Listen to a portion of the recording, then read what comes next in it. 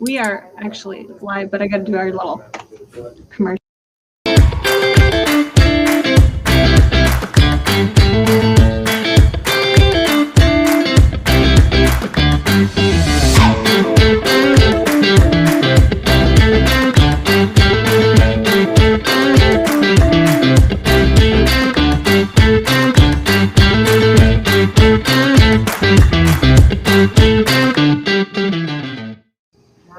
Hey guys, I have a special guest today. I'm going to point over here, Jared, and we have Dave, and we are talking about insider threats.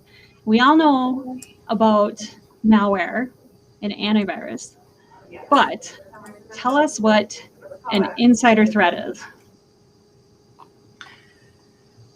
So, an insider threat would be someone from inside the organization who was either knowingly or unknowingly exposed data or compromised the organization somehow, whether it was intentional or they were just ignorant and fell prey to someone else's intentional, what would you call it, a social engineering or something like that.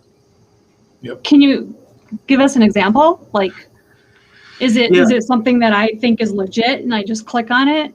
Yeah, and unknowingly become a part of it? Is that what happens? Or I share it? I think that is probably the most common way that this can happen is a simple email sent to you and there's a link in there saying, hey, this you owe some money on this bill, or usually it's something very urgent. Pay now, you're past due, or something like that. And you may click on the link. It may be a link that is to try to get a malware virus. It may be someone saying, it could be usually in a bigger corporation. It could be, so-and-so in accounting has requested you to transfer X amount of money to this bank account to close this deal or something like that. So usually there's some kind of urgency. And so you may unintentionally, as you listed in the article, be a pawn. You don't realize that you're insider threat, but you have become a tool in the hand of a hacker or social engineer to carry out their plan. And sometimes the net's really broad. Sometimes they'll just cast a huge net of emails, sending them to all over the place, not necessarily specific to you, hoping they'll get somebody. But sometimes they can be very specific. They can learn who your boss is, who your manager is, what accounting company you might use, and really narrow in the attack specifically to you to try to gain, if they appear familiar. So if you get an email from, Jane in accounting saying, take care of XYZ very quickly, you'll be more likely to comply if it has some familiarity, which is the whole concept of social engineering, is using your social connections to influence you. Yeah, I've seen, this comes back to our previous discussions, Dave, about phishing. And yep. PHISH, not fish, like my kind of fishing that I really love. But I was just going to say that some of the emails that I've gotten that I almost fell for would have like a coworker's name in it, or even somebody online. But then, okay, this one was tricky. It was like a friend, but it was in my work email, and it was like, what would they have to do with DS Tech? Right. So I kind of, caught it that way. So sometimes it's just a matter of being a detective when you're opening your email, I guess. Hey. Yeah, you used to be able to use things that were just familiar. You could look at this through the lens of, oh, what am I familiar with, and trust that. And you can't anymore. It's always a matter of what they would refer to as zero trust. You can't trust anything from anybody. Yeah. And if you get an email, or if something is happening, so it could be a person coming into your office wanting to gain access to something, them wanting to talk to somebody or anything. you can verify, use external means to verify. So if I get an email from anybody, or I get a Facebook message or anything, you can call somebody up and say, hey, did you really send this? Was this from you? Or, if you get something that says, log in, enter your credentials to, your password's changed. We need you to update something on the corporate site, and you click it. Well, instead of clicking the link, maybe go to the site separately and see. Right. Use an external means to verify, did this actually happen? If they tell you your Amazon account has been deactivated, don't follow their link. Go Right. to Amazon. That's a very simple. Yeah, just go Amazon.com Right. in your browser And log in. Yeah. or even your app on your phone. I mean, because Yep. I use the Amazon app, so it's right there. I'm like, okay, am I Yep. really locked out? No, I'm not. So Right. And delete that email, right? It's frightening how far they'll take this. I have a friend who lived in Texas, and he went traveling, and somehow someone was aware that he was traveling and called his grandmother and said, hey, Grandma, I'm in jail. I need $5,000 to bail me out. Can you send me this money? And Grandma digs out her shoebox, wires the money over, and it's gone. So there's an example of really sad social engineering taking place. it can be and it also, like another example, like the goof. It says, don't act with malicious intent, but take deliberately and potentially harmful action. Hackers will leave USB sticks, thumb drives laying around.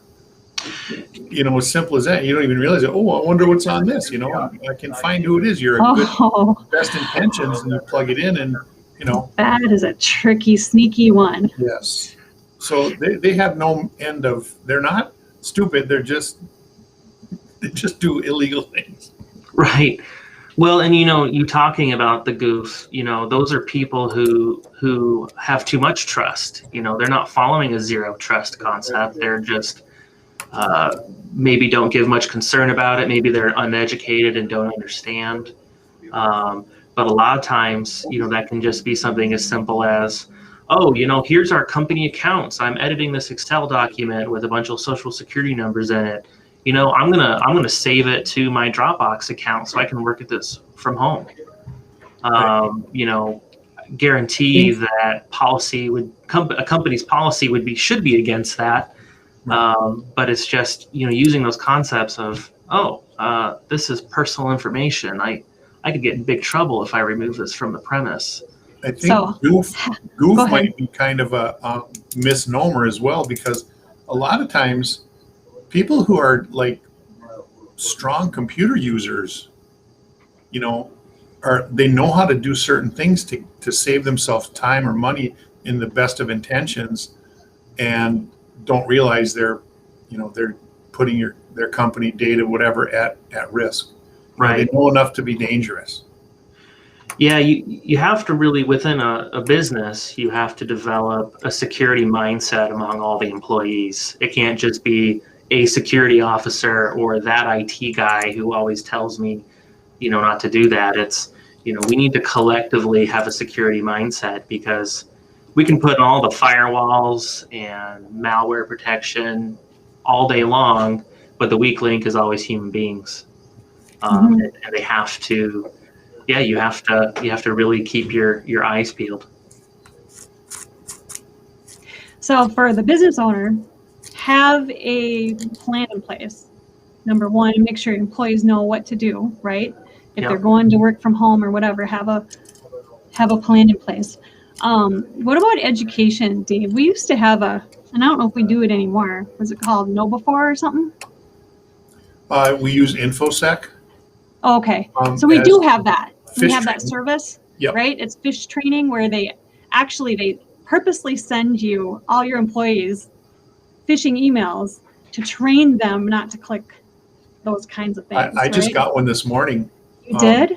Telling me I needed to sign up and make my training current. What's great about InfoSec? That one's for real, though. What's great about InfoSec is we customize it to the demographic of the company. So if you're in financial, you tend to get financial emails. If you're in IT, you might get IT emails. It's customized. As you click it, management gets notified, so you can start seeing trends. Oh, this employee tends to click these. Maybe they need some additional help. And then they're forced to do training to remediate the gotcha, you know. And one of our customers I was talking to, his daughter worked in a health related field, and they did the same thing. It wasn't in town here; it was somewhere else. But if you got caught phishing 3 times, they were fired. Wow. That's how serious. I've had to take the training before, you know, where I clicked it and I was like, oh, dang it. Now I got to watch the training again. So, yeah. And a lot of times, I mean, that's the whole point of it. It's an opportunity to learn, right? Not an opportunity to right. To fire. Not trying to burn anyone down. No. Yeah. Oh, excellent. Okay. Did we cover? So we got the people who were tricked, that's the phishing, those who cooperate, known as a collaborator. Did we talk about that? We didn't. I think this is much less common, but Right. it certainly is something to talk about. I think this would probably happen more among people who have unaccountable access to everything. You know, the accountant who nothing is checked on their information, or the IT person who, you know, handles maybe some help desk IT. No one is following through to make sure, you know, is there a security audit in place? Basically just getting other people's eyes on your job to make sure that nothing sketchy is going on. I think that's when you start seeing, and really that falls in line to the other point you have, is those who act on their own. The people who cooperate and those who act on their own are typically, they send the same signals, right? They have unaccountable access to things. You know, you don't know if is this behavior normal? Are there strange charges on the card? Is there USB drives leaving the premises? You know, what exactly is going on? Again, that comes down to policy, right? Yep. Yeah. Company policy. So But, go ahead, I mean, Dave. you know, you've seen thumb drives that are disguised as, you know, name it, you know, a pen. How are you going to catch people taking those out? So there's certain things you can, like you said, Jared, it's the human element. If I want to get something out of some data out of work, and I have a thumb drive that looks like a lucky rabbit's foot, no one's going to question it that I have it. So you just have to, do your best. The collaborators here, the 2 examples they give are industrial espionage, the Waymo, and Greg Chung, who was functionally, as far as I'm concerned, a spy. He was a Chinese spy at Boeing. You know, so vet your people. Yeah, definitely. Do your best to watch your back. And then get on our newsletter so that you see it. Because we do, you know, I do write in our newsletter. I share reports when something new is out there, whatever we have on our blog. And sometimes our news feeds, you know, I get notifications from you guys that something crazy is going on. I share it in our newsletter. And get DS Tech to do a free assessment for you. Right? And I always follow Dave's rule, the nose rule. If it doesn't pass the smell test. Right? When in doubt, throw it out. Yep. Perfect. That's my refrigerator rule, but it could work here too, right? Yep. There you go. One molecule of doubt, is it legit? It's not. Awesome. Well, thank you so much. I loved having our senior technician here, Jared. He's very knowledgeable, and I can't wait to have you on again. Thank you so much, guys. Make it a great day.